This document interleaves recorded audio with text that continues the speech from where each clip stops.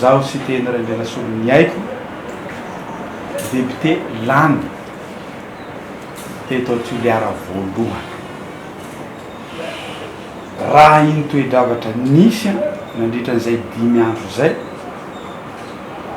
dia nampiseho tanteraka ny fanakitsakitsahana ny lalàna velona eto Madagasikara. Voalohany indrindra voakitsakitraka tanteraka ny lalam-pandorena, lalàna fehizoro ary ny fitsipika anatiny antemera-pirenena. Didiny lalàna ny tenako izahay reto masomba ambokanay hanao tatitra amin'ny vahoaka zay nifidinay. Zay député de Madagasikara fa règlement intérieur misy lona tato ato zay dia amin'ny toerana voafidinay. Fa ireto namana reto moa no tonga nanoto ka eto dia manameloka tanteraka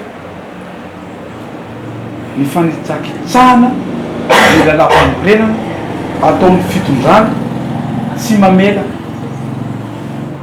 anay solombavam-boaka hanao tatitra avoaka zay fidinay. Raha izy hataonay eo koa nandeha hivory raha tsy miheno ny vahoaka zay nifidy anay zahay ny fitaraina na raha maharary azy na raha tadiavina izay zavatra zay.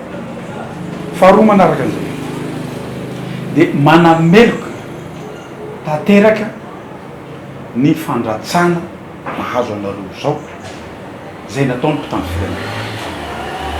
Ny mpitandro filaminana tompoko de natao hiaro ny vahoakany sy ny fanana fa tsy natao handratra, tsy natao hamono, ary reo vahoaka reo vahoaka mitady ny zona satria manana ny solombavam-bahoakany izy zay misolo-tena azy raha pirenena no atao eto. Manaraky an'izay de fefa manameloko tanteraka koa ny fisamborana any olo tsy manatsiny reto zay nitaky ny zona. Ary indrindra eto ny tenako averiko ndray ty teny ty manameloka tanteraka ny fandefasany zanaky ny Toliara ho tsarainy any a Fianaratsoa na any Tananarivo.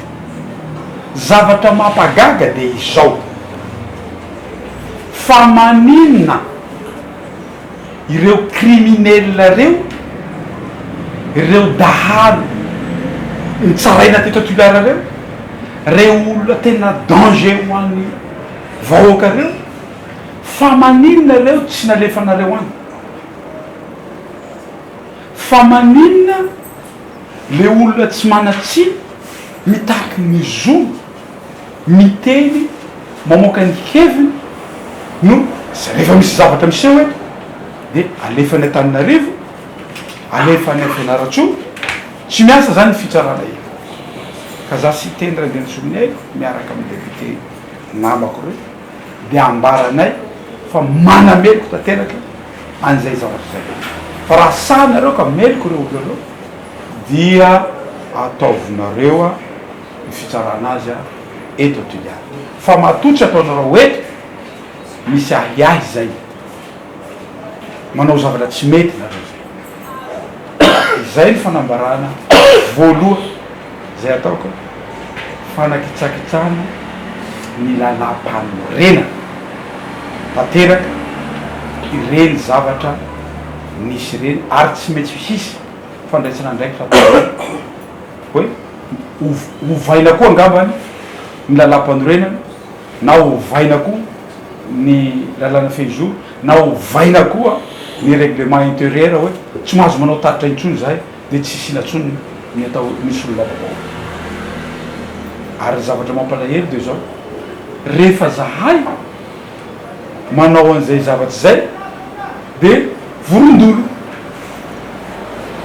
Fa rehefa ny mpitondra mamory vahoaka dia voromailala. Zahay raha volondolo amin'ny mpitondra, zahay voromailala amin'ny vahoaka ny fidenay.